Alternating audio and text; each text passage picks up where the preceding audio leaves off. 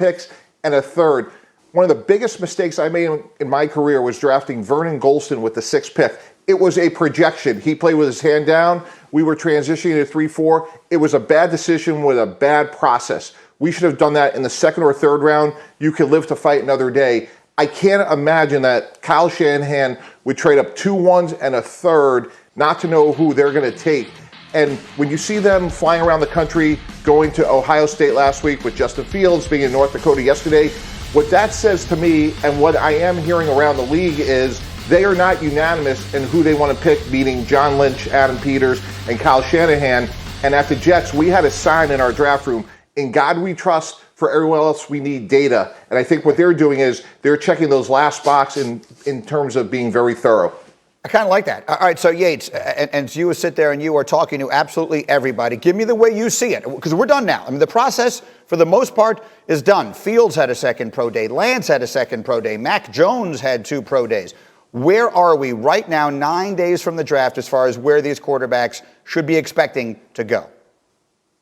Yeah, so Greeny, everybody has an opinion on every other team during the pre-draft process, right? So you want to know about what the 49ers' plans are? You can ask 31 other teams, because the 49ers, lips sealed. Everybody else, they've got a thought. And I will just say this, despite the fact that there's been some suggestions recently and some visits by the 49ers to both Justin Fields and Trey Lance's 2nd pro days, that almost every person that I talk to around the NFL believes the 49ers are still going to be taking Mac Jones 3rd overall. And I don't know if this is because we've had too much time to think about the pick, that we've talked ourselves into changing our minds, but I do believe that Mac Jones remains the favorite for the 49ers. And while Trey Lance and Justin Fields may not go number 3, I still think the 4 for those 2 quarterbacks is pick 9. Whether that's the Broncos or somebody moving up, I don't think any of these 5 quarterbacks slides out of the top 10.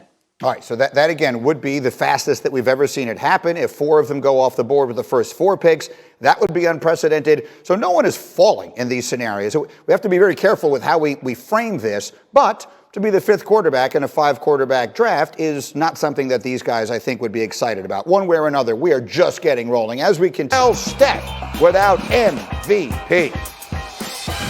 This streak, I'm obviously aware, but it's you don't put too much pressure on yourself. You just play basketball. I've just settled into just having fun, kind of letting the game come to you. And I'm having a blast out there just playing basketball. And it's obviously working.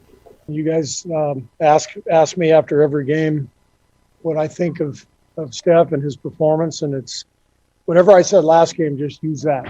It's just utter amazement at this guy's skill level, heart, mind, focus.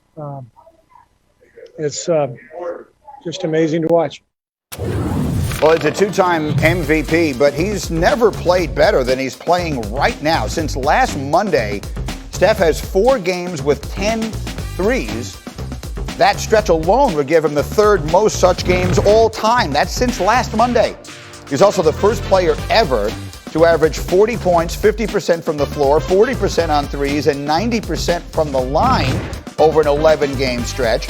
And after the explosion last night, he has overtaken Bradley Beal for the scoring title this season. He's now averaging 31.4 points a game. He has also moved up his odds in the MVP running. This was last night during the game.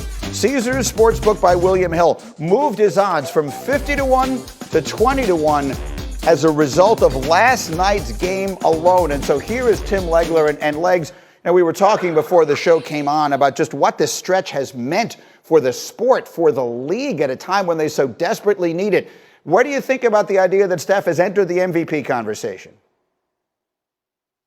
Oh, yeah, he should have been in it all along, but I think what he's doing right now, obviously, has thrust him into the conversation because they're also winning games. And in the NBA, it's a little bit different. You know, it's not like baseball where you can win an MVP in a last-place team. I believe A-Rod did that. It doesn't work that way in the NBA, typically. You've got to have a team that's winning, a team that's a solid playoff team, and they're starting to win again, and he's doing it at the right time. All this momentum as we head down the stretch. This is a guy now that at 33 years old is giving us something that we never thought we'd see, which is him at his very best. Imagine capturing for a moment in time an all-time great when he's at his absolute best. It's hard to find that sometimes and remember what that is for all-time greats. We're seeing it right before our eyes. So absolutely, he belongs in the conversation. And more importantly for me, Greeny, what you just said, he may have salvaged the NBA regular season because it has been a very difficult stretch with all of these guys missing games, marquee matchups that don't really come to fruition. He has now created so much interest with what he is doing and so much electricity that he is really single-handedly saving the regular season for the NBA and giving us a great prelude for what the playoffs could look like. I agree completely. He plays with such a joy that it is contagious and delightful to watch. Again, he has 6 games with at least 10 threes this season. No other player has more than 5 in their career. So what Steph is doing is ridiculous. But you brought up initially the idea of this team not being in the play. Right now, they're not even assured of being in the playoffs. They would be in that play-in situation. What do they look like to you right now as far as a team that could do some damage if they get in the playoffs? Well, look, they're still obviously a team that's shorthanded, and that's going to be tough. Their rotation isn't very deep. But when you have a guy this high that does this kind of destruction to what you want to do defensively and totally redefines how far out you have to extend your defense and the number of bases you need to cover and how easy that makes the game for other people. When you have a guy like this at his absolute best, Greeny, would you want to play him in a one-game situation in a play-in? I certainly wouldn't. And then even if they're able to escape that, you look at a team like Phoenix, you look at a team like Utah, the 2 teams at the top of the Western Conference. You want to play Steph Curry in a best of 7 when he's coming in, playing his absolute best basketball of his entire life? It's a dangerous proposition. What this guy is doing right now to defenses, it's almost impossible to ask that much of your bigs to be that far out on the floor that often to contain this guy. And that's what he is doing right now. And he's certainly making those early games, the play-in games certainly, and then maybe even a best of 7 with a team like Utah or Phoenix in the first round. Much more interesting than we ever thought it would have been. No question. Legs, outstanding to see you. Thank you. Stay close by. We'll do more with you a little later as Steph is knocking down all the trays. And speaking of trays, let's get to Trey Lance. He had his second pro day yesterday, and among those in attendance, and this is important, were the 49ers' John Lynch and Kyle Shanahan. They have the number 3 pick in the draft. I want you to hear something that Dominique Foxworth said yesterday on our show, talking with some skepticism as it relates to the hype surrounding Trey Lance. As impressive as Trey Lance's highlights are something about those highlights give me some pause because I look at the end zone and it says Penguins. Like he's playing against Youngstown State. Like let's relax. Let's calm it down a little bit. He's balling against Penguins. It's hard for me to get too excited about that tape. Well, that's what he said. Meanwhile, Dan Orlovsky on Twitter yesterday, in talking about Lance, tweeted, "You don't draft on production, you draft on projection."